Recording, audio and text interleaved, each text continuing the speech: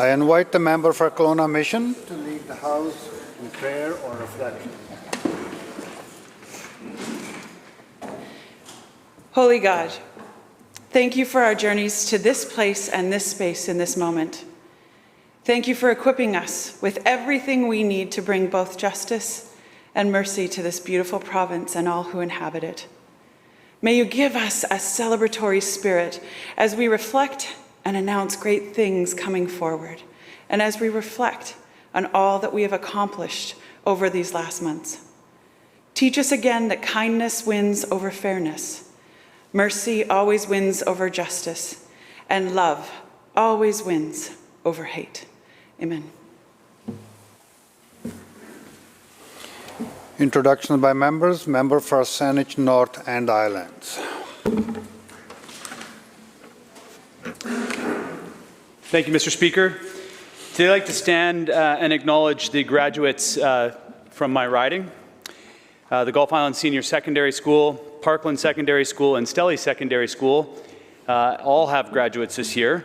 And for the first time in my riding, the Husseinich Leadership Secondary School is graduating students out of grade 12. 5 students are graduating out of Husseinich Leadership Secondary School. This is an endeavor to ensure that our Husseinich youth can start school in elementary and go all the way through in the Senchothan language program. They're working their way towards that. I raise my hands to my niece, Madison Olson, who's graduating from Stelly's as a Stinger, and to my cousin, Demetrius Olson, as we know, Weems, who is part of that first graduating class of the Husseinich Leadership Secondary School. Please, could all of the members here congratulate Husseinich Leadership Secondary School for the work that they've done, and to all the graduates from Saanich North and the Islands.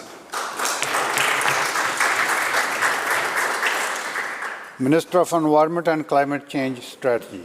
Thank you very much, Mr. Speaker. I'm honored today to rise to recognize a favorite constituent, Marjorie Kellett, who recently celebrated her 99th birthday. Marjorie was born on the family farm in County Cork, Ireland, and while she was studying in Dublin, she met her husband, Robert. They traveled the world before settling in Vancouver with their 3 children and 2 dogs in 1959. In addition to her lengthy teaching career, Marjorie was one of the first women wardens at Christ Church Cathedral, where she once helped protect sex trade workers facing harassment, who sought sanctuary inside the church for 3 nights. Marjorie is also the only person who ever hosted a Meet the Candidate gathering for me in Shaughnessy, and managed to attract a pretty good turnout. She also has advice for all of us at age 99. She says, life is completely irrational, but never miss a party. I hope all members will join me in celebrating Marjorie as she begins her 100th year.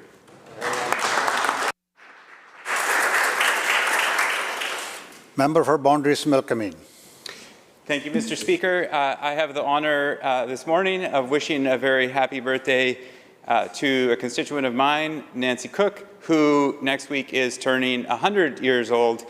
So please join me in wishing her a very happy birthday. Member for Kelowna Mission. Thank you, Mr. Speaker. Well, my dad taught me to be fearless, to allow courage and principle to be my guide. My mom, however, taught me to listen in order to understand and be fierce in defending those without voice, and also to always have an extra seat at the dinner table because you never knew who was going to join. Generous, bold, kind, thoughtful, and still learning in their 70s, they raised 4 crazy kids into arguably responsible and contributing adults with 14 grandkids to love. I wish that everyone could have parents like mine. And for today, this House can. Would the House please join me in welcoming my parents, Bruce and Norma Merrifield.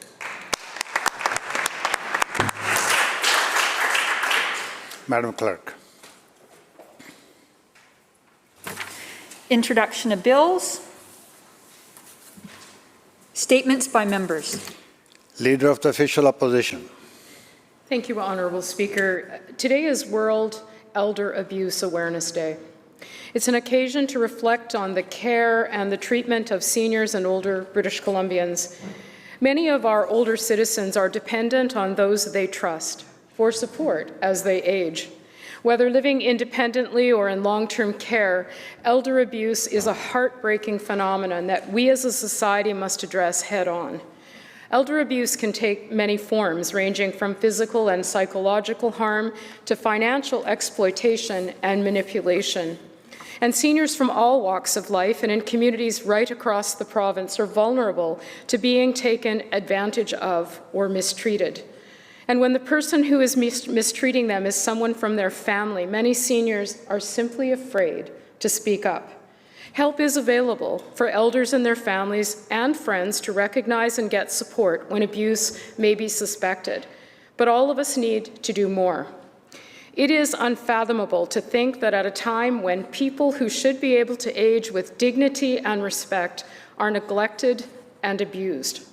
The World Health Organization recently noted that as COVID progressed, the ill treatment of the elderly has grown considerably. It has also been noted that mistreatment of the elderly is one of the least addressed issues in the world. Today gives us the opportunity to raise awareness and commit to increased education and preventative measures. Now more than ever, we need to take the time to check in on those older family members, friends and neighbors, and provide them with the assurance that we care.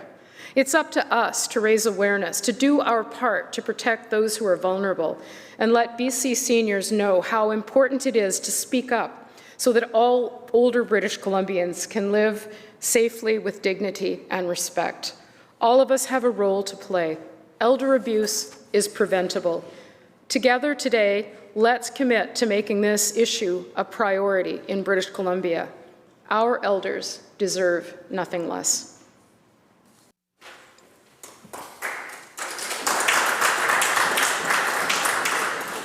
Member for North Coast. Thank you, Your Honourable Speaker. For many years, both Indigenous and non-Indigenous communities have asked for improved transportation options along Highway 16. The Highway of Tears Symposium recommended in 2006 that improved public transportation options be put in place along Highway 16. Commissioner Wally Opal recommended in 2012 that urgent action be taken to improve transportation options along Highway 16. For decades, many women have gone missing along the highway, many of them Aboriginal.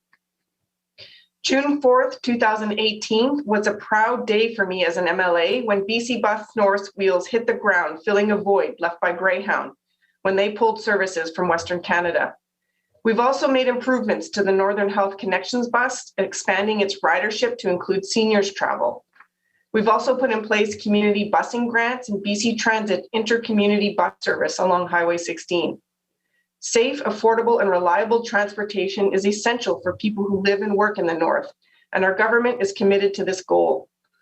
We recently announced a grant of nearly $8 million to Northern Development Initiative Trust to help ensure that regional transportation options are available through to March of 2025.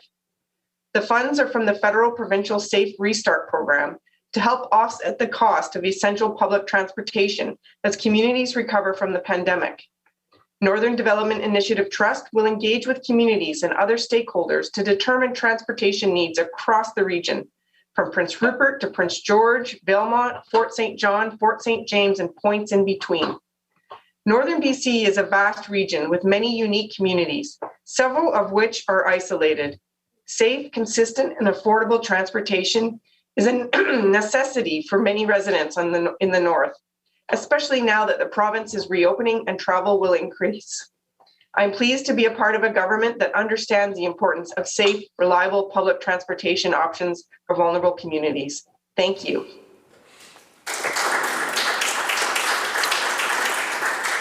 Member for Skeena. Mr. Speaker, LNG Canada represents one of the largest energy investments in the history of Canada. Once complete, one ship will come into Kitimat every 24 hours to fill up and take an LNG shipment to Asian markets, creating what should have been the start to a world-class liquefied natural gas industry in British Columbia and Canada. The reason why LNG Canada chose to locate its $40 billion export facility in Kitimat is because BC has the second largest natural gas reserves in Canada and is ideally located for shipment. With all of these available advantages, one might have thought more of the 17 other proposed LNG projects would also be under construction at this stage. Unfortunately, that's not the case. Just recently, the Chevron Woodside proposed project in Kitimat has joined the list of projects that decided to leave BC for more welcoming jurisdictions, like Australia, with 16 LNG export facilities, or Qatar's 12 LNG facilities. This on top of the 46 LNG liquefaction terminals worldwide, including the United States. While it remains clear that LNG Canada will be the last and only major project BC will ever build, there is a glimmer of hope for the smaller scale proposals that survived and are trying to reach final investment decision. The Niska have re-engaged Western LNG with the hopes of exporting LNG to Asia. Squamish wood fiber is still progressing as it sits on the site of a closed mill and are making progress on their project. And the Haisla Nation-owned Cedar LNG project announced their new equity partner, Pembina, in their project that is a spin-off from LNG Canada. BC didn't fully capitalize on the energy demands from overseas, and investment did bypass us. But there is still hope that the remaining proposals can keep BC on the energy demand map like other countries have. And I call on all members of this House to support and save what was a good start to BC's LNG export industry. Thank you, Mr. Speaker.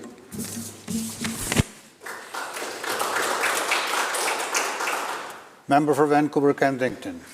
Thank you very much, Honourable Speaker. As members will recall, the Legislative Assembly appointed a special committee to review the Personal Information Protection Act, or PIPA as it's known. As chair of the committee, I'm joined by the very capable Vice Chair, the MLA from Penticton, and I appreciate the opportunity to speak today about our work. PIPA governs how private sector organizations collect, use, and disclose personal information. It also requires organizations to protect and secure personal information against unauthorized use or disclosure, and grants individuals the right to access their own personal information. We know that we have become more reliant than ever on technology to stay connected with friends and family and to do our work. Now is an opportune time to modernize our private sector privacy legislation in response to this new reality. We also want to ensure that BC businesses are supported in protecting and using the personal information they collect so they can remain competitive and successful. Our committee is currently undertaking a public consultation as part of our work, and we're looking forward to hearing from British Columbians about the Act. We'll be holding a number of virtual public hearings in the coming weeks to hear from subject matter experts and other stakeholders. On behalf of all committee members, I encourage everyone to take some time to share their thoughts on how to strengthen this important piece of legislation. The committee is accepting input until July 30th. More details on how to participate are available on our committee website, and I would like to encourage all members to share this information with individuals and organizations in their communities who may be interested in participating. And the committee's work will be presented to the Legislative Assembly and made public by December 8th this year. Thank you, Mr. Speaker. Member for Kelowna West. Thank you, Mr. Speaker. It's a great honor to rise today in this House and remember the life of an incredible Canadian with deep roots in West Kelowna. Tetsuo Atani was born in Ucluelet, BC in 1939. His father, Tikho, was a successful commercial fisherman, a second-generation Canadian and homeowner. Unfortunately, this did not stop the Canadian government from labeling Ted's family and all the other Japanese Canadians as enemy aliens, following the attacks on Pearl Harbor in 1941. Much of Ted's childhood was spent in internment camps at Hastings Park and East Lillooet, and then, when they were allowed to, the Atani family decided to move to West Bank on Dobbin Road, just down from my constituency office. Takeo grew vegetables. Mother Sumako worked for the Reese family at the family packing house. Ted always looked for ways to get involved in his community, and he decided to, one of the few groups that would allow him to be a member was the Cadets. He spoke of the program as giving him a sense of belonging in a place and at a time when it was difficult for him to find one. This decision ended up shaping the rest of Ted's life. After the cadets, he went on with 37 years of service in the Canadian Armed Forces. He served with NATO, was involved in UN peacekeeping and humanitarian missions across the world, and was awarded the Order of Military Merit in 1994. He then retired from the military and went on to a successful 26-year humanitarian career with the Red Cross, and a few years ago was inducted into the Order of Canada. And the headline in the local newspaper, "Once Shunned by Canada, Ted Atani is now amongst the Canada's honored elite." And I just want to read a clip from the Governor General. "Ted Atani is a role model of service to people in crisis around the world. Following a distinguished military career, he became an advisor to the Pearson Peacekeeping Center, where he drew on his own experiences to help design peacekeeping training courses conducted by the center around the world. A committed humanitarian that led responses to natural disasters, including earthquakes, floods, that ravaged Pakistan in the last decade, and he was a senior volunteer in the International Red Cross and Red Crescent movement." So Ted's life is a story that looks like somebody that dedicates oneself to service despite having every reason to bear resentment towards Canada. He chose to spend his life serving his country and working to improve the lives of people around the world. His life and legacy is remembered by his community, wife and author Frances, Bing of 100 Mile, Nancy of 108 Mile, and Burl, sister-in-law, Burl Atani of Kelowna West, an example of dedication, resilience, and commitment from which we can all learn. Thank you, Mr. Speaker.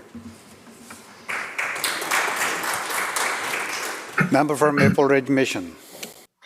Well, thank you very much, Honourable Speaker. I rise today in the House to say congratulations to the high school graduating class of 2021 across British Columbia, and especially in my riding of Maple Ridge Mission.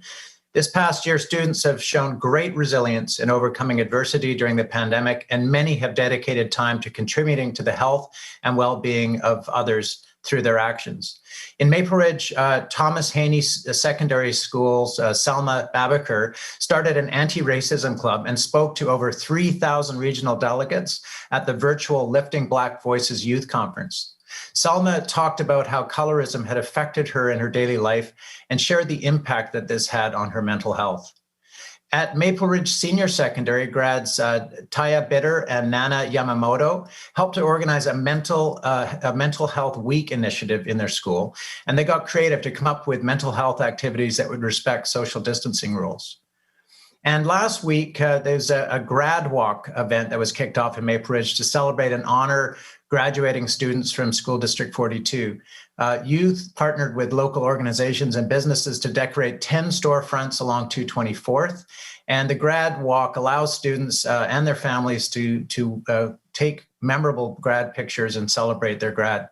I also heard from Jim Pierce, who's the principal of the Mission Secondary School, about this year's grads. And he said, "The journey has been long and complicated for this grad class. Since the pandemic started, these youth have endured part-time school, full-time school, online, and combinations of those. As principal, I'm so proud of what they have accomplished." So on my behalf, of course, and on behalf of the MLAs for Maple Ridge Pitt Meadows and Abbotsford Mission, I'd like to congratulate the class of 2021. My message to you is be bold, follow your dreams, reach for the stars, and in your lifetime, you may literally be able to do just that. Thank you, Honourable Speaker. Madam Clerk. Oral questions by members. Leader of the Official Opposition. Thank you, Honourable Speaker. Well, yesterday, once again, as we have been for months, we raised serious concerns about the risk of cruise ships permanently bypassing our ports. The Premier was, as he has been from the very start, he was dismissive about the issue. Let's be clear, the consequences will be devastating for British Columbia. We know that it will threaten thousands of jobs and impact billions of dollars to our economy. But here was the Premier's response, and I quote, "The governor from Utah may have trouble with a 100-year-old bill in his jurisdiction. Fair enough, change it. That's what you should do," end quote. That quote and the Premier's continued responses show how completely out of touch he is on this file. Can the Premier explain to British Columbians what on earth he was talking about yesterday and explain why he has been completely missing in action on this file from day one? Minister of Tourism, Transportation. Minister of Transportation. Thank you, Mr. Speaker, and thank you to the Leader of the Opposition for the question. Well, yesterday was a very important day for all British Columbians, and a welcome day when Dr. Bonnie Henry, the Premier, the Minister of Health, the Minister of Tourism and Jobs and Economic Recovery, announced Stage 2, announced a further reopening of our economy, a reduction of health restrictions in terms of our social and economic activities, the ability to have outdoor gatherings of up to 50 people, more in-person services being possible, some spectator events and activities being resumed. And what Dr. Henry outlined yesterday was that we're on track over the next incubation period to announce a further reduction in health restrictions when we reach Stage 3 on July 1st. This is fantastic news. This is a tribute to everybody who has worked so hard to keep us safe. It's a tribute to the job that public health has done leading this province to a place of COVID safety and the restoration of economic activity and as much normalcy as possible under the pandemic circumstances. We will also proceed to Stage 4 based on how we perform this summer for further reductions still. So what the announcement today did for British Columbians was aligned perfectly with what the Premier has called for publicly. He has called for the Prime Minister to take the opportunity on June 21st, when the United States and the Prime Minister's office representing Canada announce what our approach will be on opening the border. Thank you. The Premier has been clear that if you're dealing with the land border, you have to deal with airports and you have to deal with ports. We are in a far better position today than we were just 3 weeks ago when we were still in a COVID circuit breaker situation, when we had hundreds and hundreds of new cases per day. The vaccination rates are continuing to proceed on pace in our country. Now is the time for the Prime Minister to lead the discussion on what reopening the border looks like for the U.S., including for the cruise industry here in British Columbia.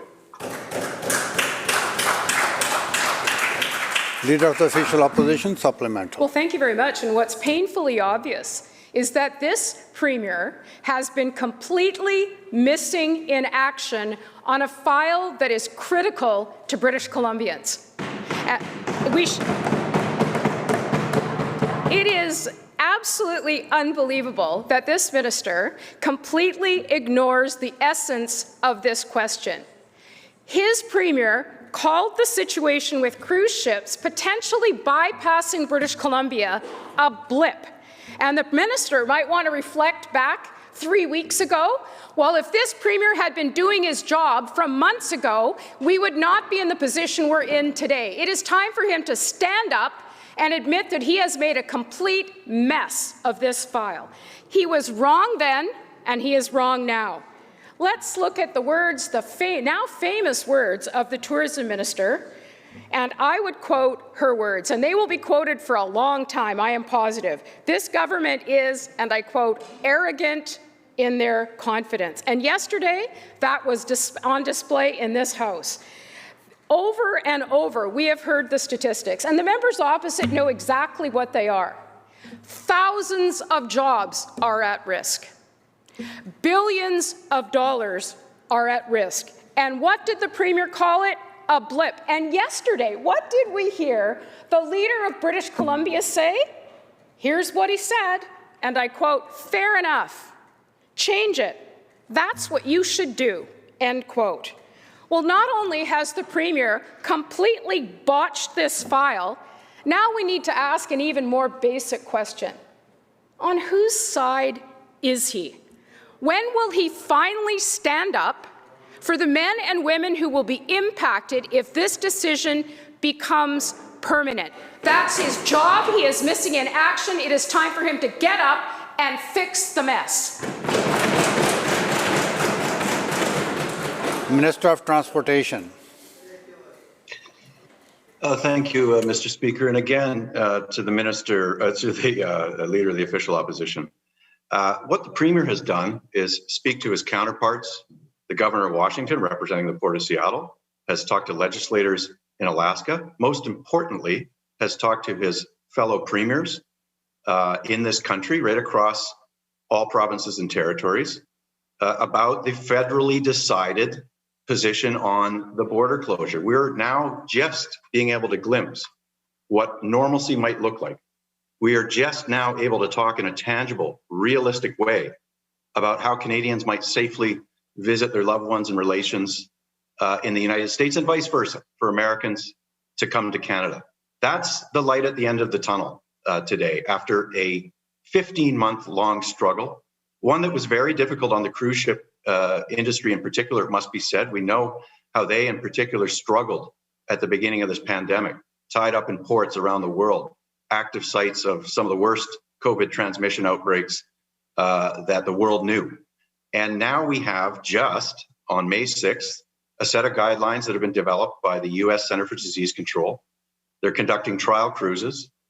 The Prime Minister, when he announced earlier this year in February that ports would be closed for an additional year, was an entirely different time. And we forget, because time seems very compressed during this pandemic, what things were like just a few short moments ago. But at that time, many provinces were losing the battle against COVID. It was infecting more and more Canadians, mortality in seniors' homes, a disruption of businesses, disruption of schools.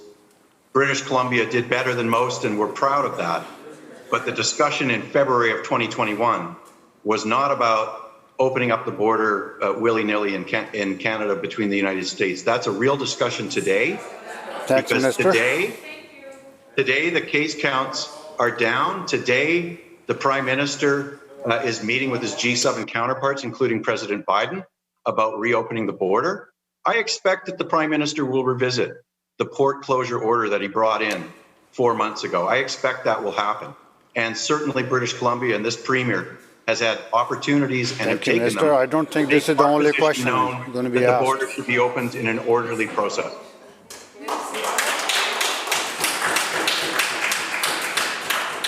Member for Abbotsford West. Thanks, Mr. Speaker. We first became aware of this issue back in the end of October of last year. In February, the Americans, the state delegation from Alaska, wrote to the Canadian government, wrote to the British Columbia government. We raised the issue directly in this House in March. The government was dismissive. The Premier was dismissive. The Minister of Tourism was dismissive. By April, we were in regular correspondence with the government, alerting them to the risk that the cruise industry was articulating. And yesterday we found out, in response to questions from the member for Vancouver-Langara, that the Minister of Tourism didn't actually get around to writing to federal officials on the whole question of technical stops that could have provided a solution and eliminated the need for legislative amendments in the U.S. He apparently didn't get around to writing to his federal counterparts until the end of May. Mr. Speaker, how on earth are British Columbians who are desperate to see a return of international tourists whose livelihood depends on the return of tourism, how are they supposed to have any confidence in this Premier and this government when it takes 4 months, Mr. Speaker, to write a letter exploring a solution that could have precluded the need for amendments to American legislation? That's not leadership, Mr. Speaker. Will the minister explain to British Columbians why it took him 4 months to get down to business and write the letter that should have been written back in February?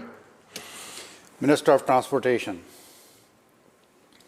Thank you, Mr. Speaker. And to the member, we've taken a whole of government approach since day one. IGRS has been in communication with the Prime Minister's office. The Minister of Tourism has met with stakeholders and her counterparts. I've met with my counterpart in Ottawa, both the current Minister of Transportation and his predecessor, about border issues, about ports, about the cruise industry for many months. And I know the opposition likes to mischaracterize the industry, and I think that's very dangerous.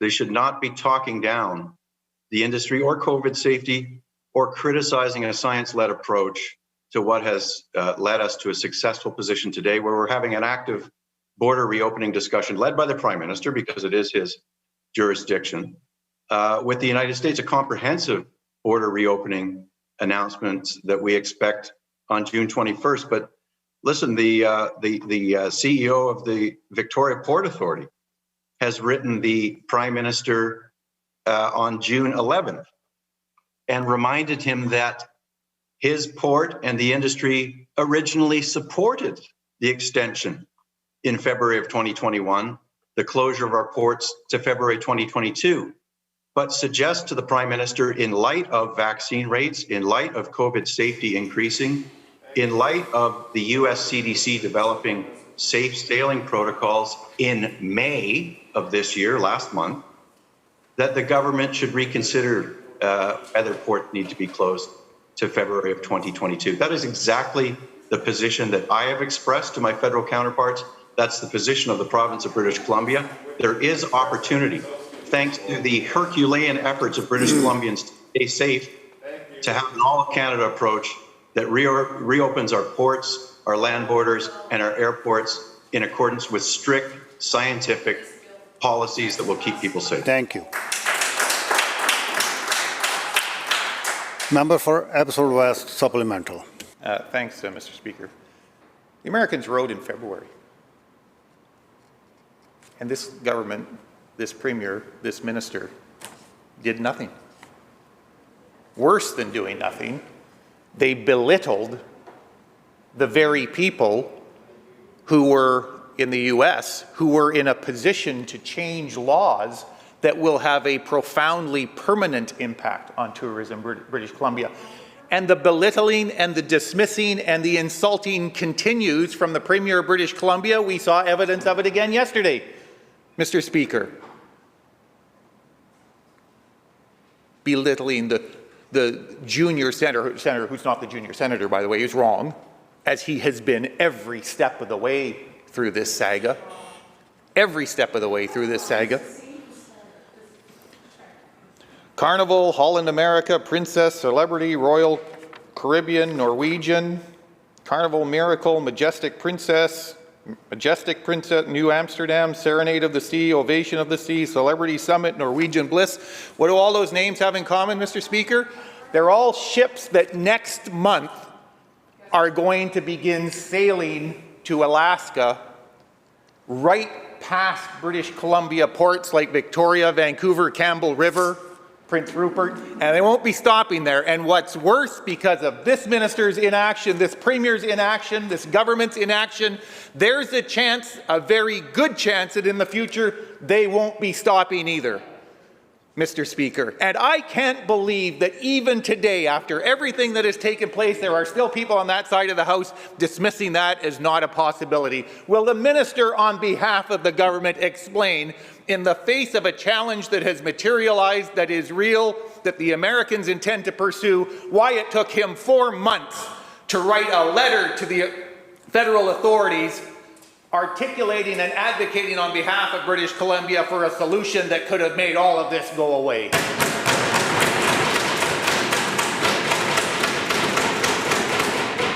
Minister of Transportation.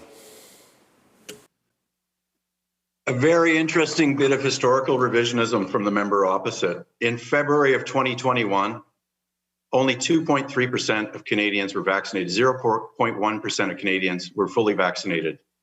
We were in dangerous winter conditions that enhanced the spread of COVID, people indoors, harsh restrictions, some provinces, not ours, but some provinces in full and complete lockdown. What was preoccupying the minds of the country and Canadians in general was not a hypothetical cruise ship reopening in July.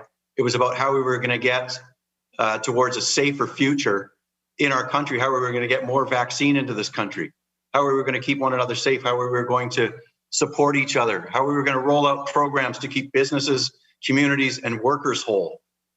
So for the opposition to say that was their preoccupation, but it gets worse, Mr. Speaker, in terms of how erratic this opposition has been. In the middle of the circuit breaker, a measure that was absolutely necessary in March of this year, just a couple of months ago, when case counts were about 1,150 on a rolling 7-day average and projected by our provincial health officials to go as high as 3,000 if we didn't take additional steps. In the middle of that circuit breaker, the member for Kamloops North Thompson was saying an entirely different thing about border. He was saying we should have a hard border enforced on Alberta. They weren't talking about reopening of borders with the United States, Mr. Speaker. They were talking about taking steps that no province even has the constitutional authority to do. Instead, we brought in a ban on non-essential travel. We brought in restrictions that kept people safe. Members, and we started to see the members case counts come to go, order, please. go Minister, down. thank you. And we came out of that circuit breaker lockdown in 2 weeks ago, Mr. Speaker. That's what letting scientists lead on COVID policy making decisions look like. That's what kept British Columbia safe. Thank you, Minister.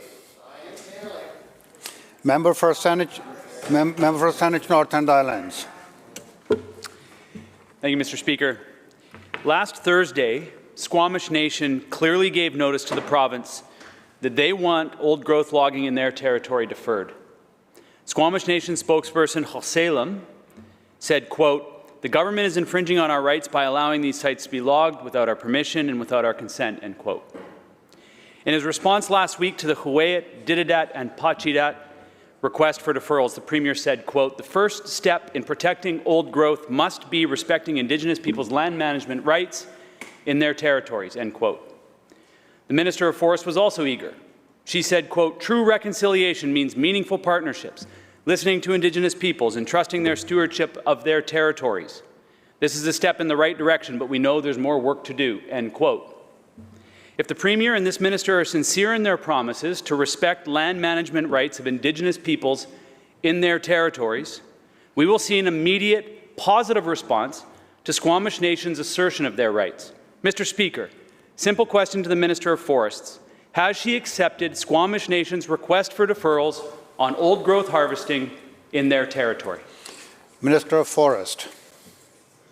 Thank you, Mr. Speaker, and I thank the member for the question. And our government has received several requests from First Nations to implement deferrals, and we've responded to all incoming requests and are committed to working with them. And we have been working with the Squamish Nation since last fall and have deferred some areas in their territory as we speak. Thank you.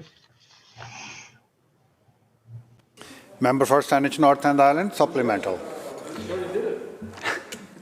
Thank you, Mr. Speaker. And I think Squamish Nation is being clear, and I'll be clear. They don't want talks about protecting bits and pieces, small areas here and there. The nation is calling for an immediate 2-year deferral in its entire territory. They've identified at least 20 cut blocks with old-growth logging planned for the next 5 years, a point the minister does not want to talk about.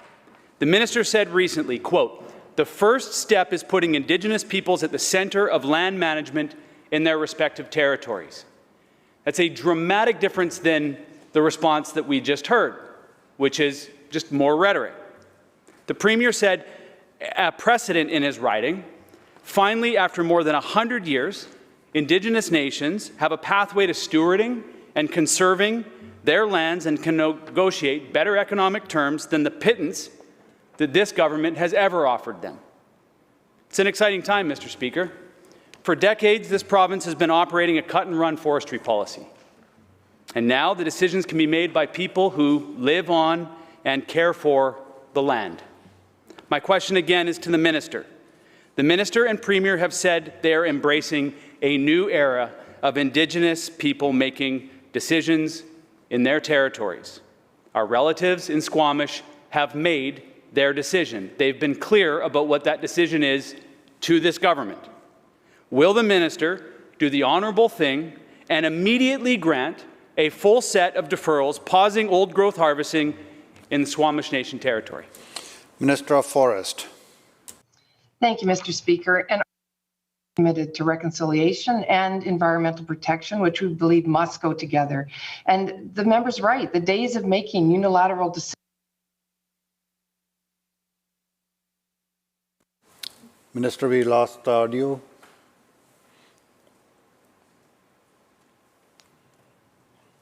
you want me to start over, Mr. Speaker? Yes, please. Okay, thank you. And I thank the member. And our government is committed to reconciliation and environmental protection, which we believe must go together. The days of making unilateral decisions without Indigenous peoples are over. The member is quite accurate. And we've been clear that the first step to protecting old growth is putting Indigenous people at the center of land management in their territories.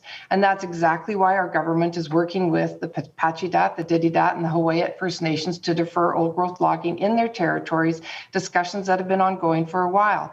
And as you know, the member has said that we are reaching out to nations. We have responded to nations that have asked for deferrals. We are having those important confidential government-to-government discussions, and we will continue to do that with nations across the province who are looking to have more access to the land management in their traditional territory, to be able to have a say in how their land is managed. It's critically important to this government. We are moving forward. We will have more deferrals to announce this summer. Member for Kelowna Mission. Thank you, Mr. Speaker. Well, we've heard a flood of stories of people who have had to wait unbearably long hours for an ambulance. The government says it doesn't happen that often, but to the people who are waiting in excruciating pain, it's happening far too often. Troy Clifford, the head of the Paramedics Union in BC, says the delays and waits are becoming the norm. And I quote, "We need to modernize the service delivery model, recognize this profession is vital to public safety and healthcare, and recognize the professionals doing the work and treat them similar to other healthcare professionals," end quote. Seniors shouldn't have to wait hours in their own waste. Accident victims shouldn't have to drive themselves to the hospital after waiting 5 hours. And no one wants to hear that the Premier wants to deflect blame. Can the Premier tell British Columbians what he's going to do to fix this crisis in our healthcare system? Minister of Health. Well, thank you very much. And what we've done since 2017 to address the situation amongst ambulance paramedics, I think, should be well known to the member. We've more than doubled the increases the ambulance service gets every year compared to the 4 years prior to my becoming Minister of Health and the Premier becoming Premier. We've added, since last fall, 263 positions, and as of July 2nd, 434 additional positions will be posted based on a plan that we worked together with the union, with QP Local 873, the ambulance paramedics of BC, on a contract we negotiated together. Of course, every time someone calls 911, we need them to get the service they deserve, and every time there's a problem with that, it's a subject of concern for every ambulance paramedic and for the BC Emergency Health Services. And that's why we put together an unprecedented investment. We've added an unprecedented number of ambulance paramedics. And yes, we've treated ambulance paramedics with respect. Rather than taking away their right at the bargaining table, we've added to those rights since 2017, treating them as other healthcare workers are treated, with respect and with dignity. Member for Kelowna Mission, supplemental. Thank you, Mr. Speaker. Well, despite the minister's urging that more money is being spent, more money is not the answer for mismanagement. Troy Clifford has been clear that mismanagement has been leading to these delays becoming the norm. And I quote, "They have an obligation to staff ambulances and put 2 paramedics in them to make sure we have enough dispatchers to answer the call, to make sure that we can provide medical assistance while they wait for the ambulances." That's not happening right now. It hasn't been happening for a while, end quote. In my area of the province, the problem of vacant cars, it's posing a serious challenge. And this includes no advanced life support for the Okanagan 2 nights a week for a few months now. In other regions, stations like Kimberley and Pemberton are being downgraded to part-time and on-call despite increases in population and calls. This is putting people's lives at risk. So again, to the Premier, when will he move to fix this crisis before someone pays a heavy price with their life? Minister of Health. Well, Speaker, since the pandemic began, we've added 55 ambulances across BC, particularly in rural and remote communities who were particularly underserved before. Since the pandemic began, we've added 5 new air resources to our ambulance system to improve services, again, in rural and remote communities. Since last fall, we've added 260 plus ambulance paramedics positions, and we are posting more than 400 on July the 2nd. We've done this because of the priority we give to the ambulance service everywhere in BC, moving to more full-time paramedics, hundreds of new positions, and all of the efforts we're making are necessary because we do have to modernize the ambulance service into the 21st century. Some of that work, it should be said, occurred under the previous government, particularly the actions of George Abbott when he was Minister of Health in adding community paramedicine, which stabilized the ambulance services in rural and remote communities. And we have built on that work, the best that was done, but also added resources that were never put in place to ensure that rural BC gets the ambulance service it deserves and that we add ambulance paramedics everywhere in BC. The member wants a plan. There is a plan. That's why we're adding hundreds of positions. Member for Cariboo North. Thank you very much, Mr. Speaker.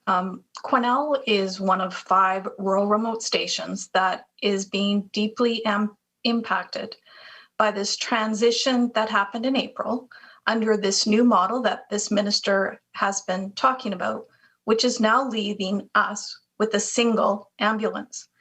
Quesnel receives 1,300 calls per year, and the reality is that the second car is no longer staffed. And that means the local station is serving a population of 35,000 people with 1 car. Further, this station covers a very large geographic area. It can take hours to get to 1 call in Nasco. And what happens if there's an accident on Highway 97 near Macleese Lake, many hours away? Or what happens if someone is under cardiac arrest in Quesnel, where the timing is the difference between life and death? Mr. Speaker, people are worried now. They're worried about what happens when they call for an ambulance and there just simply isn't one because we don't have the staffing. Again, in Quesnel, they could get 12 calls in 6-hour period and they cannot possibly meet all the requests. And what happens when staffing becomes even more challenging in July and August? So please, will the Premier step up, do the right thing, and fix this crisis so the people in Quesnel have proper ambulance care? Minister of Health. Thank you very much, Honourable Speaker, and thank you to the member for her question. As the member will know, 55 new ambulances in rural and remote communities, significant addition in full-time paramedics in the Cariboo since 2017, additions to community paramedicine, the focus on improving service in rural BC as we do transition to a model of more full-time people, which is exactly what rural BC deserves, Honourable Speaker, that the old model of ambulance service didn't work adequately for the people of rural BC in the modern reality of rural BC. And that's why these very significant investments, the most significant investments ever made in paramedic services in rural BC have been made in the last 3 years. It's what I think MLAs across rural BC had been calling for a long time, and it is what we intend to continue to deliver. These were added to when the Premier announced on April 20th, 2020, additional resources and services for rural and remote communities at the time of COVID. This priority is real, and we continue to add spaces and add services, including in the Cariboo, Honourable Speaker, in order to ensure that we give people the service they deserve. It is a challenge in a very big province to provide such services. But BC Emergency Health Services has been given the resources and been given the direction to deliver those services across rural BC. And I think the significant investment over the last 3 years is a demonstration of that. The bell ends the question period. Member for Saanich North Highlands. Mr. Speaker, I seek leave to introduce a petition. Proceed. Today I stand to introduce a petition on behalf of the Fox family, Emma Epp and Ella Hale. 2,500 people in just 2 weeks from across BC have rallied around the disgraceful treatment they received at the hands of the Royal Jubilee Hospital to call for an independent review of psychiatric emergency services in the Vancouver Island Health Region. And that's what the petition is here. Thank you. Members, I have the honor to table the Legislative Assembly Management Committee 2019-20 Accountability Report. I also have the honor to table the Auditor General's Report, Community Living BC's Framework for Monitoring Home Sharing Providers, and the Ombudsperson's Special Report number 48, Alone, the Prolonged and Repeated Isolation of Youth in Custody. Government House Leader. Thank you, Honourable Speaker. I have the honour to present the 2020 Annual Report of the Forest Appeals Commission. Madam Clerk. Orders of the day. Government House Leader. Thank you, Honourable Speaker. In this chamber, I call continued estimates debate Ministry of Finance. In the Douglas Fir Room, Section A, I call continued estimates in the Ministry of Health. And in the Birch Room, Section C, I call continued estimates debate for the Ministry of Transportation. Committee Chair.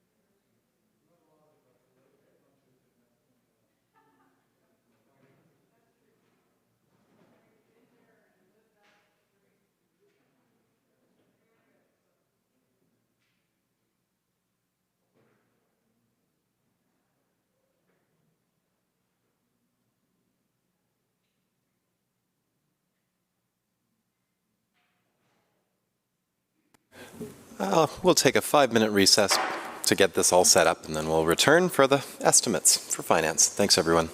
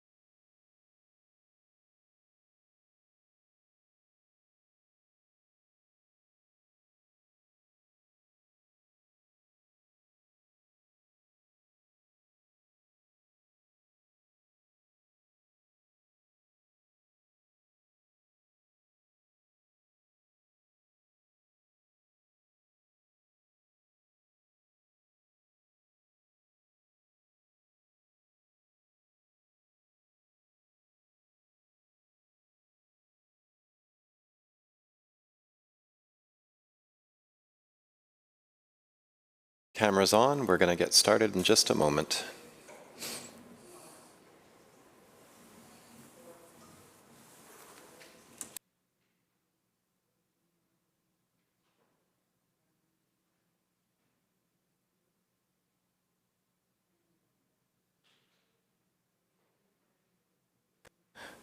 All right, members, I'd like to call this committee into session, acknowledging the Minister of Finance. Thank you very much, Mr. Speaker. This is vote number 26. Be it resolved that a sum not exceeding $307,466,000 be granted to Her Majesty to defray the expenses of Ministry of Finance, Ministry Operations to 31st of March 2022.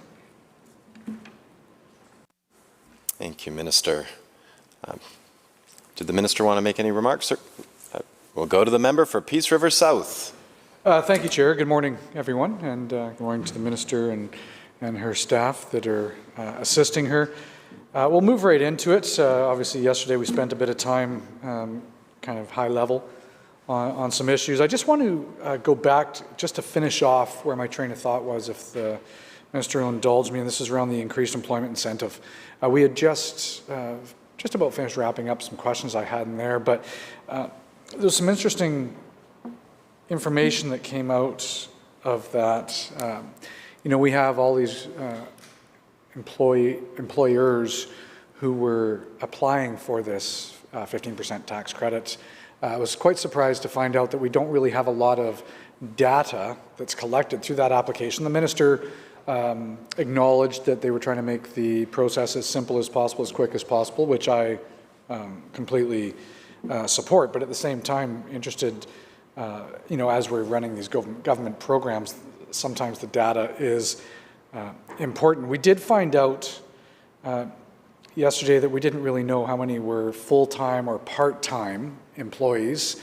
We did find out that there was around $5.5 million of $190 million that's been expended to date, and I won't get too much into that much further, but since we don't have the part-time, full-time, I was wondering in the data that's being collected, though, I'm assuming, at least, when people apply for this credit, do we have the information of how many are new hires and how many are just wage increases that they've applied for?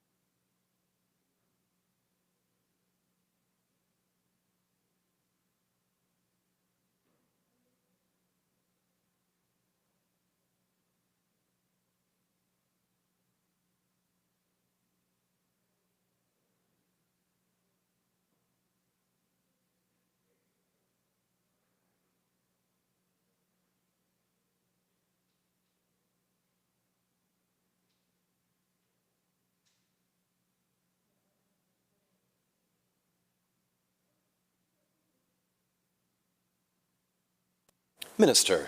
Thank you very much, Mr. Speaker. And yes, we did canvass this program significantly yesterday, and I had read into the record that we had net new employees. We had 4,163 net new employees, which is good. It's doing what the program intended, is to have these people employed in the last quarter of 2020.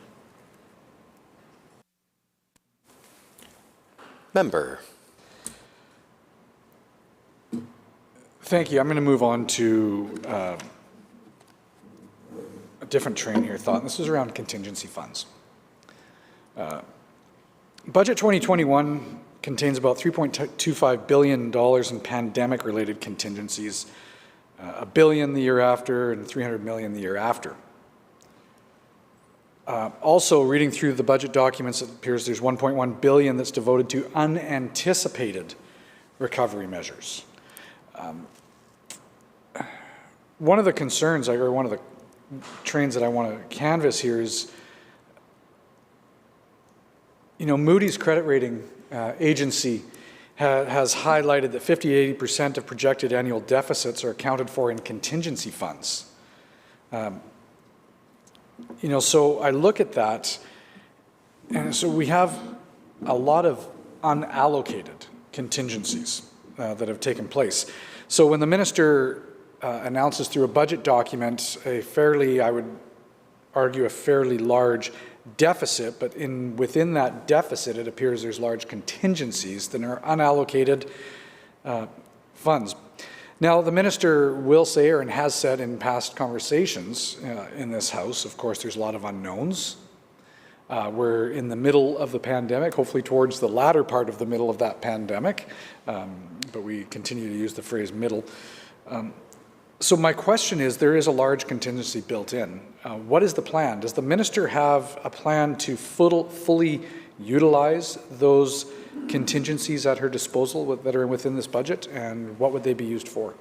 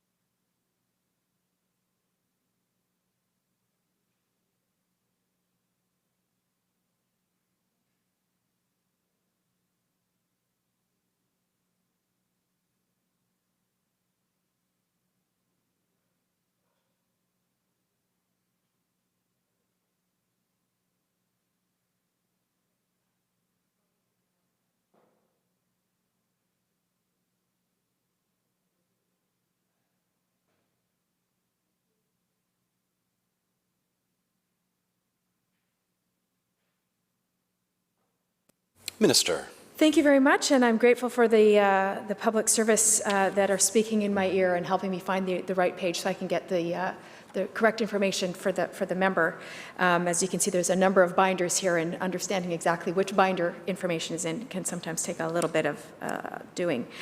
So I think it's really important to get on the record that the pandemic and recovery contingencies allocation, as the member rightly pointed to, at $3.25 billion for this year, has some notional allocations, recognizing, again, that this pandemic has continually evolved and shifted over this last 15 months.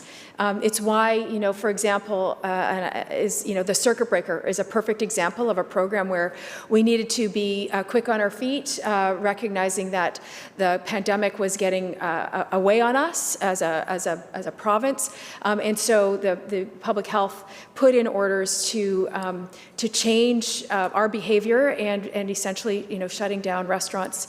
And so having the circuit breaker grant available and then extending it when that got extended was really about being a responsive government. And it's for that reason that we've put in significant contingencies, pandemic and recovery contingencies, so that we have the flexibility to adapt to the changing landscape of this pandemic. So it's with that in mind that we put together this pandemic recovery contingencies. And the notional allocations are $900 million for health and safety measures. We continue to recognize that there are challenges going forward around making sure that we are responsive, that we still need contact tracers, for example. We still need extra cleaning protocols. I know that we're all looking forward to schools opening up, but we want to make sure that they continue to be safe. What does that look like going forward? So we need to have some flexibility built in. We have $1.2 billion for supports for businesses and people. Again, not sure when borders are going to open. What's the impact going to be on the tourism industry? How are things going to be moving forward? And remember, when we put this budget together, we were just hearing about how quickly we could move on our vaccination. But the expectation was that we wouldn't be fully vaccinated until well into the later part of this year, perhaps by the fall. It looks good. Things are moving more quickly. But again, not having any certainty about anything meant that we needed to be ready for whatever inevitability might present itself. We've allocated notionally, again, $200 million for preparing for recovery. We want to make sure that we can help businesses adapt to the new landscape. And then we have set aside the remainder is for unanticipated urgent health or recovery measures. Again, we have been through 15 months of unprecedented times, and the word is overused. I will freely admit that. I think it's overused, but I can't think of another word. And if the member has another word, I'd be happy to incorporate it into my lexicon. But at this point, it just feels so unprecedented, and making sure that we are ready for whatever this pandemic may throw at us, I think is really important. And I just want to finish off with, the decision of public health to vaccinate more people with a single dose was seen as controversial back in the day. It was a decision made based on science, but we didn't know what the impact was going to be. And certainly now finding out that that's better than double dosing everybody else and leaving people without any vaccination is the better way to go. It was the right decision. But again, it's hindsight that we know, but at the time, we trust science. We certainly trusted public health, but we really felt, and I think it's of being a responsible government, is to make sure that you have your inevitabilities covered off so that you can continue to take care of people as we have over the last 15 months. Member. Thank you, Chair. I was trying to brainstorm for another word other than unprecedented, but I'm actually stuck as well to come up with another one at this time. But unprecedented in the sense that I think many of us didn't see this coming, but it has been here now for a year and a half. And so during that year and a half, I hope government has learned a lot about what's working, not working, how to help people. And so I do acknowledge that sometimes obviously contingencies for the unknowns are important. Can the minister then, for the record, just confirm, because contingencies are supposed to be for those unknowns, is there, and that's my understanding anyway, does that mean that there's no routine or structural spending that will be utilized, none of this money will be utilized for routine measures or structural spending?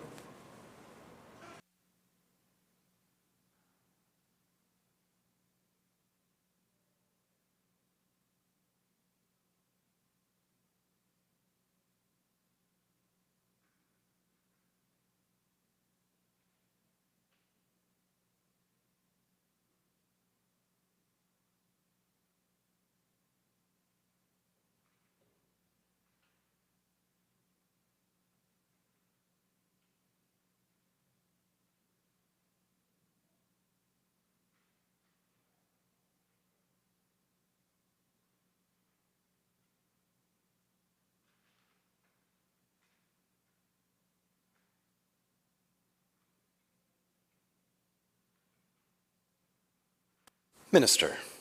Thank you very much. And so if I recall the question, and I'm trying to remember which way it was phrased, our commitment, and it's commitment that I've made certainly before in this House, is that any spending that is not used for pandemic response and recovery, health response and recovery, will go to pay down the deficit. It's not to be used for other purposes. And I want to remind the member that just like last year, we will be reporting out quarterly on where these particular resources are going as part of our response to the pandemic and recovery initiatives that government is undertaking. Again, to support the people of British Columbia. This is about making sure that people have the health resources, have the supports that they need to get through to perhaps what we're calling the tail end or the beginning of the end. I'm not quite sure what to call this phase that we're in, phase 2, but it feels like we're coming to an end.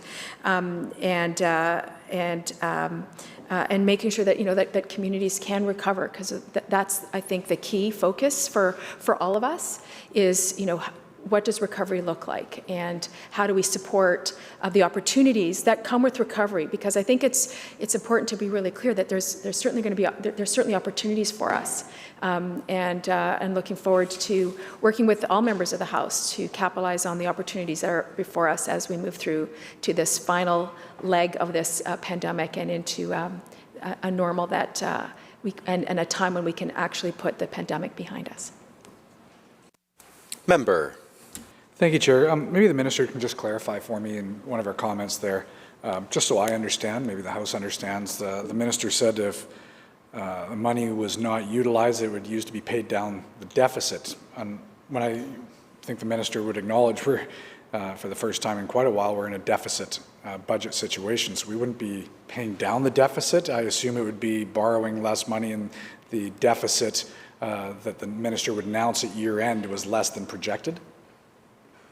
Minister. Thank you. Perhaps I misspoke. It's about reducing the deficit. Yeah. Member. Just wanted to give the Minister the opportunity for that. So one of my concerns on this is we've seen to date on a lot of the different programs that we have been unable to, for varieties of different reasons, been unable to get a lot of money out the door. Some programs have been a bit more successful than others, and some have been struggling, as we've heard in the last one that we campaigned of only $5.5 million out the door out of $190 million. So when, where I'm going with this is where's the certainty that the Minister will hopefully give the House that we'll have this money in the budget, that we have these programs that are within contingencies? Because of course, just to back up a moment, I mean, when the Minister comes out with her budget document and she's talking about a $60+ billion operating budget, plus we're over $100 billion in debt. I mean, there's a whole bunch of different things built into a budget, and we'll get into some of the specific details after. But obviously, one of the concerns, and Moody's raised it, and I'll maybe talk about that a little later, is, when we're putting these large contingencies in the budget, is it to overinflate to make the contingencies look, or to make the budget look worse than it is, just to come out later and say, hey, it's not as bad?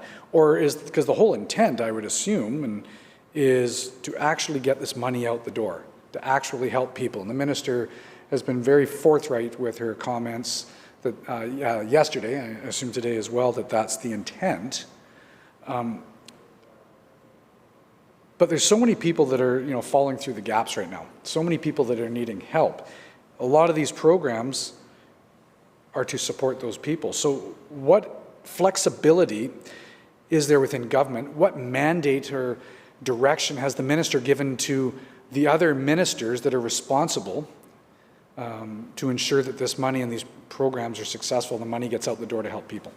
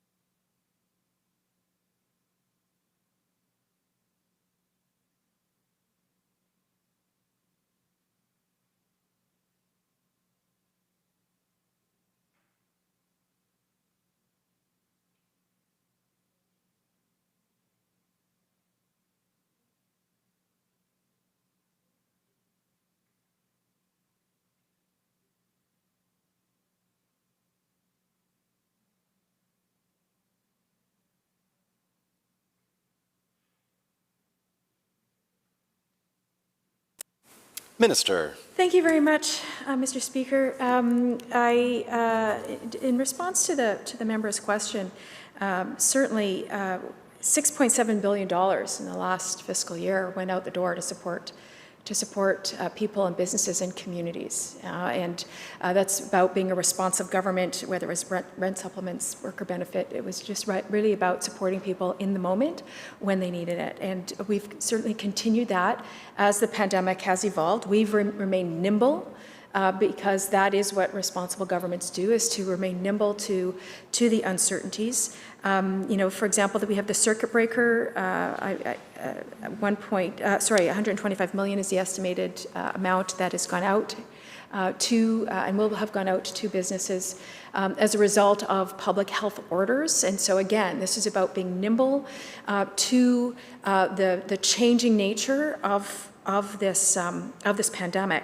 But I also think, to the member's question about building prudence into this budget. It's the responsible thing to do when you're faced with uncertainty.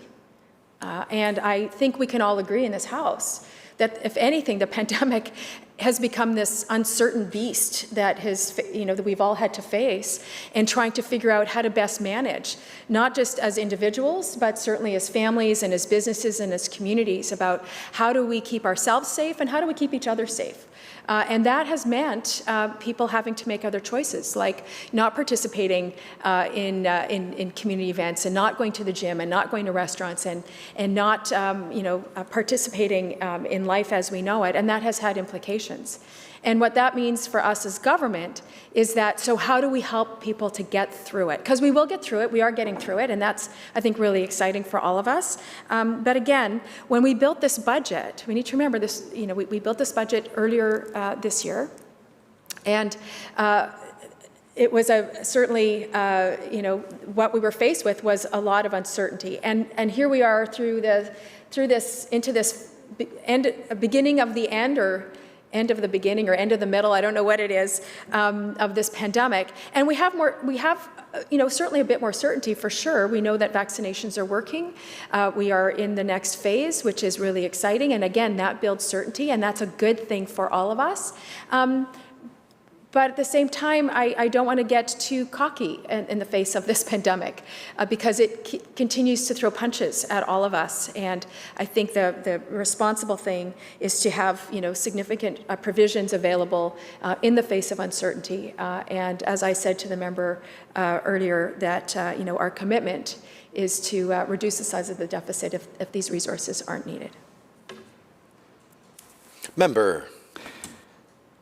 Thank you. Thank you, Minister, for that. Nobody's arguing the fact that we want to get the money out the door and we try to help people.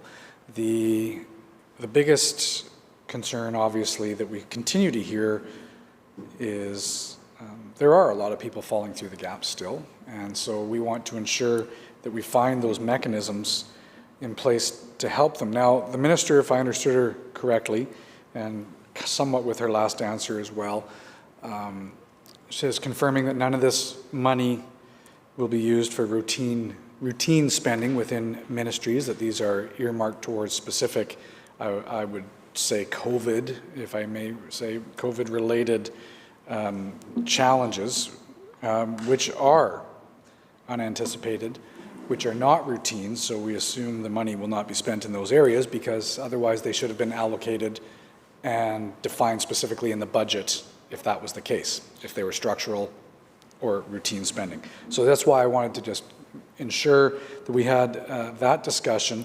It is, and I know I don't want to get into the political debate too much with the Minister on this, because I think I've been enjoying the back and forth dialogue to date of just trying to get factual information on the record for the public as we go through this. But just to remind the Minister too, the whole idea, the Minister said, of delaying the budget by a couple of months to April was to try to avoid the uncertainty.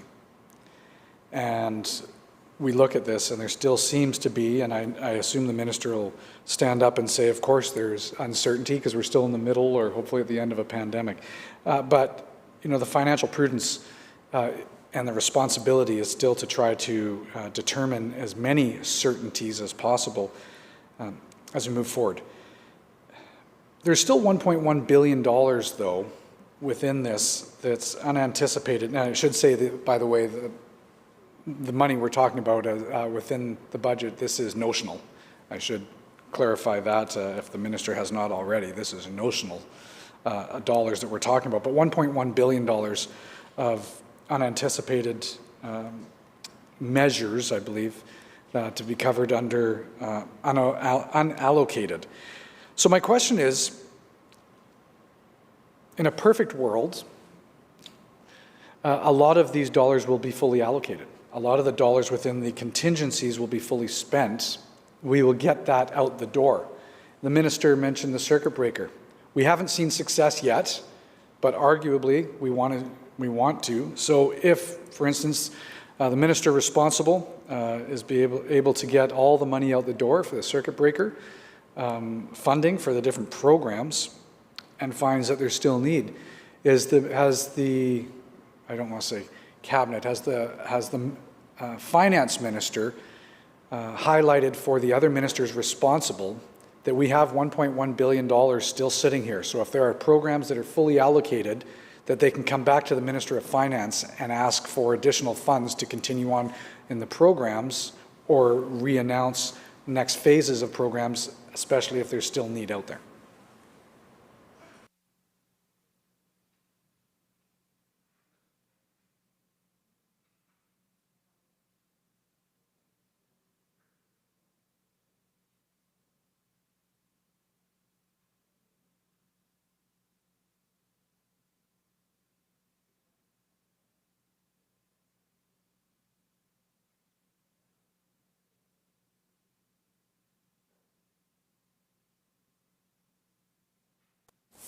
Minister.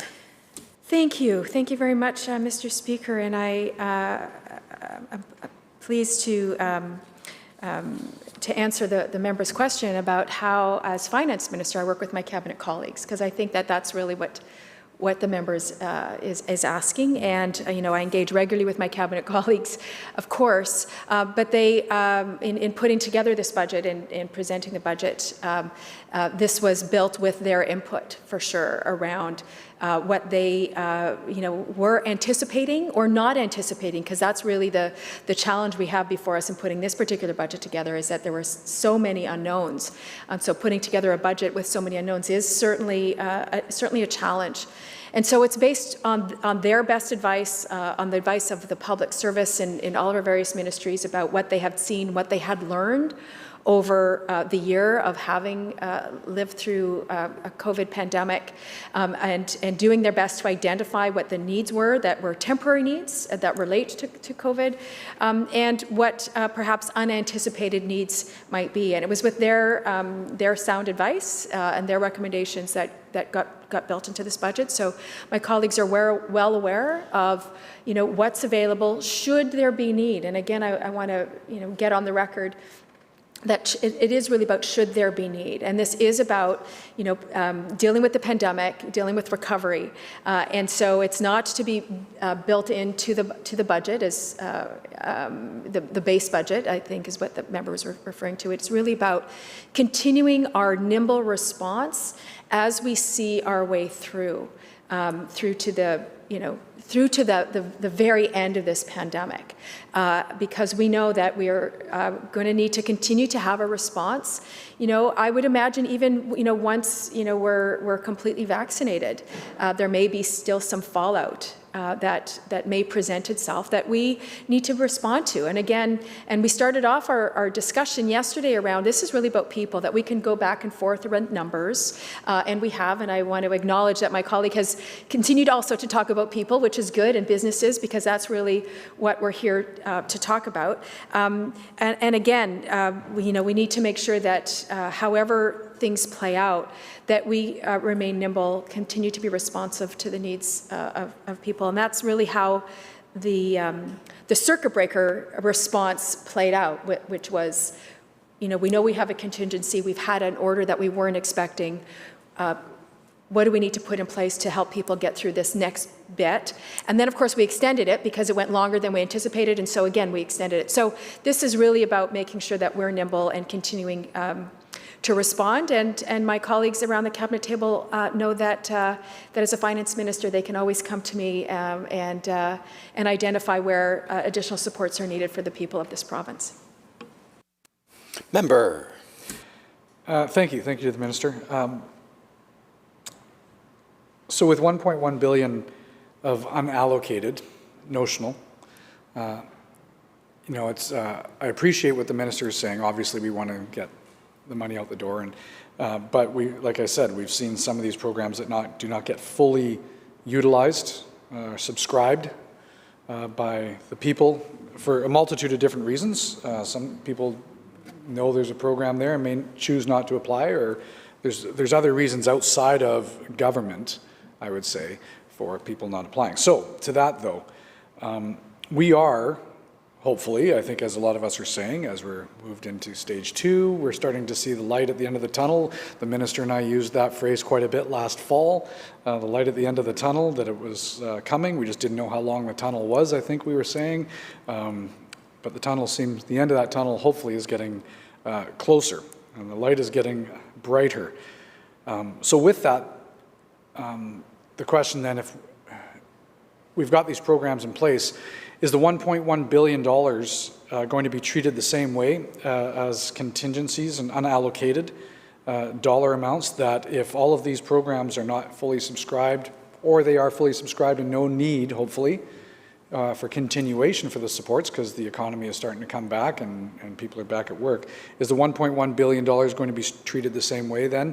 It will just not be borrowed, it will not be part of the deficit, it will not be allocated in any way, and it can be scratched off the list, and that's less money the taxpayers need to borrow?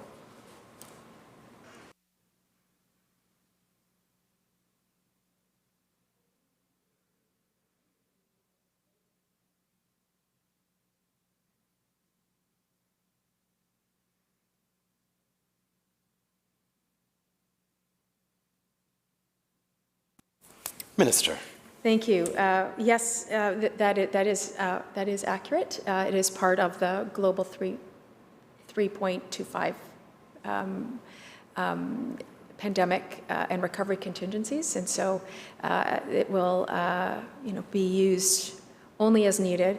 And I want to point out, just to again get it on the record, is that we are, a full account of spending under the pandemic and recovery contingencies will be disclosed as part of the regular quarterly financial reporting. And so the member, everyone in the House and all British Columbians will be able to see how those funds get expended. Member. So, well, thank you. And, it's really important on those quarterly reports, and that brings me a little bit to, Moody's and other credit rating agencies who look at the books, who look at the province, look at our budget, our spending and projections around our credit rating. I want to actually, this might be odd, I want to actually congratulate the government and the minister for continuing to have when we were in government, a AAA credit rating. I think that's really important on behalf of taxpayers.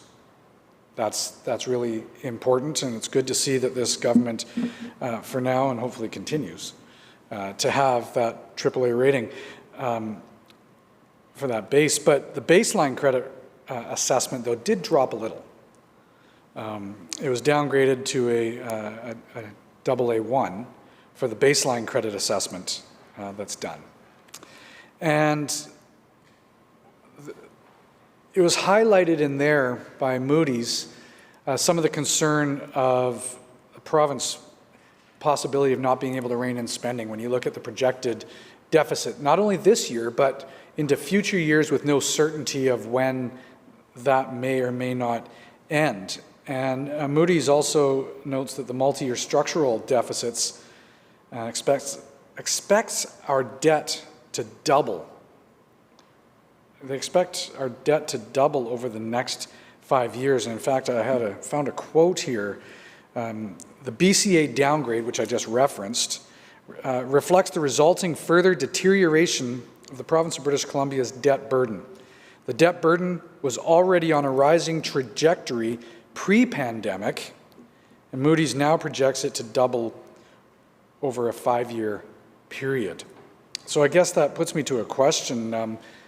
Does the minister feel Moody's assessment of our provincial budget is accurate? Does she actually see our debt possibly doubling over the next 5 years?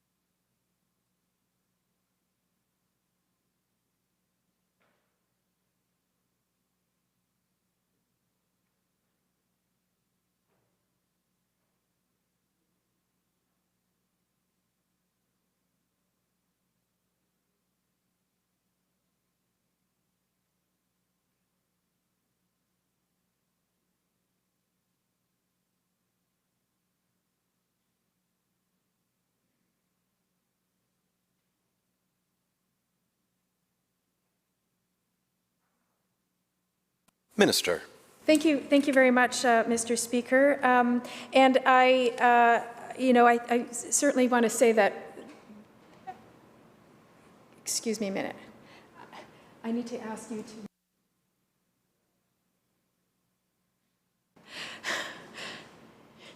Minister. Thank you very much, Mr. Speaker. It's really hard when you can still hear yourself in your earpiece. Thank you. And everyone's muted now, so that's much better. Okay. So while I will acknowledge that Moody's did provide the province with a AAA credit rating, which puts us in And we have maintained it the entire time that we've been in government. We're committed to making sure that we have, a strong fiscal framework for delivering services for British Columbians and maintaining our credit rating is absolutely critical to us. And Moody's assessment is seen as a recognition of the province's priorities. I think that's certainly, they acknowledge that we've made our priorities at a time to, repair the economic damage that the pandemic has done and support people through the pandemic. They recognize what we've done. And they also recognize that recovery won't happen overnight. I think that they see how globally this pandemic has impacted economies all around the world. But they also recognize that our priorities are focusing on people and focusing on businesses and focusing on communities and creating new opportunities for people, building certainly a more affordable province. We can ensure a strong economic recovery. So all of these things, I think, I believe, as well as our history in having a strong economic performance, I think has provided them with confidence about what the future looks like. Now, the member talked about Moody having lowered our baseline credit assessment from a AAA to a AA plus equivalent. And it does reflect deterioration in the credit profile given multi-year deficits. We look out in a 3-year plan, and we can certainly see that as well. The rising operating capital expenditures accompanying rise in debt, for sure. They certainly recognize that. However, in spite of that, and I think this is the part that I want to emphasize, in spite of that, and because of our diverse economy, and the prudence built in the budget that we were just talking about and discussing here in this House, they have confidence in our ability to implement the measures to sustain our fiscal strength. And I think that's the compliment to us as legislators, as stewards, that they recognize that in spite of all those things, they see our path, they see our cultivation of making sure that we can get through these next number of years. They also note that we have the most affordable debt burden in Canada, which among our peers is also very, very significant.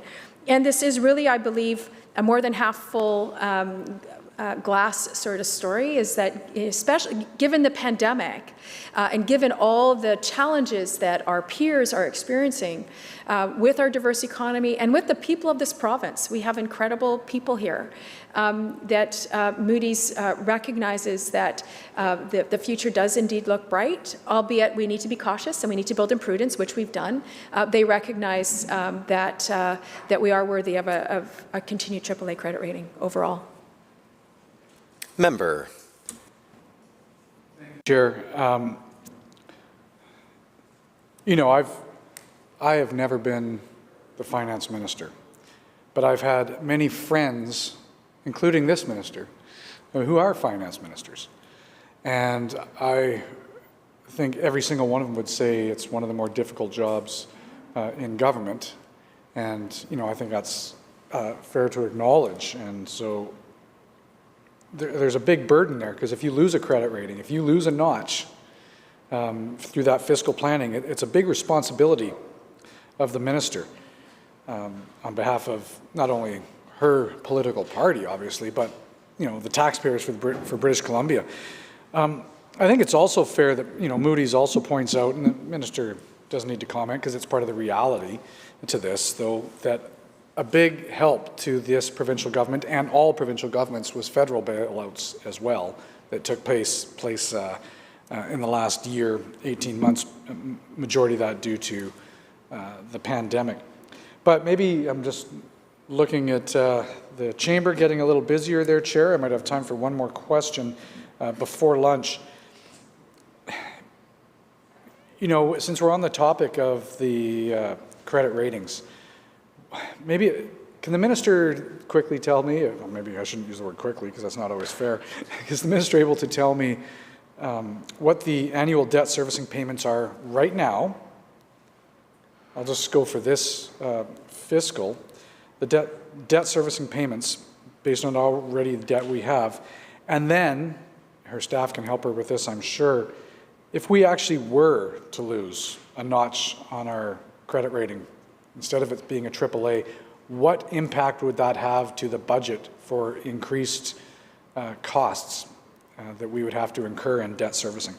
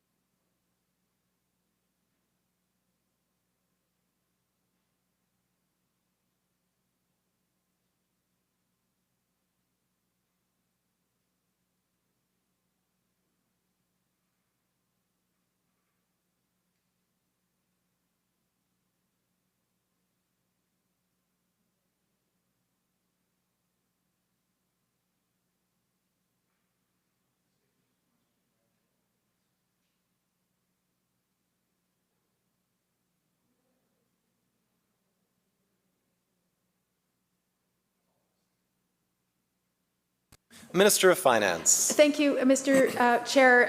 I've still got lots to hear from my folks, so I move that the committee rise, report progress, and ask leave to sit again. Thank you, Minister. Members have heard the question. All those in favour indicate aye. Aye. Those opposed indicate nay. Motion's carried.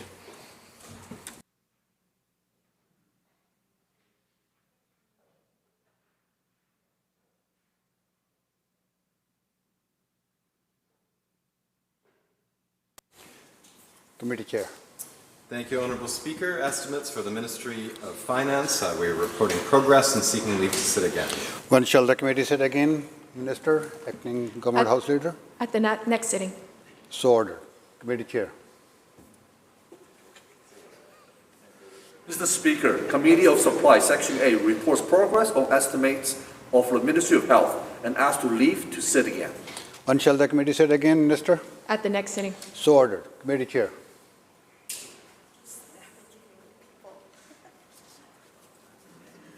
Mr. Speaker, Committee of Supply Section C reports progress on the estimates of the Ministry of Transportation and Infrastructure and asks leave to sit again. When shall the committee sit again, Minister? At the next sitting. So ordered. Government House Leader. I move the House to now adjourn. Members, you heard the motion. All those in favor indicate aye. Opposed? Motion carried. This House stands adjourned until 1:30 this afternoon.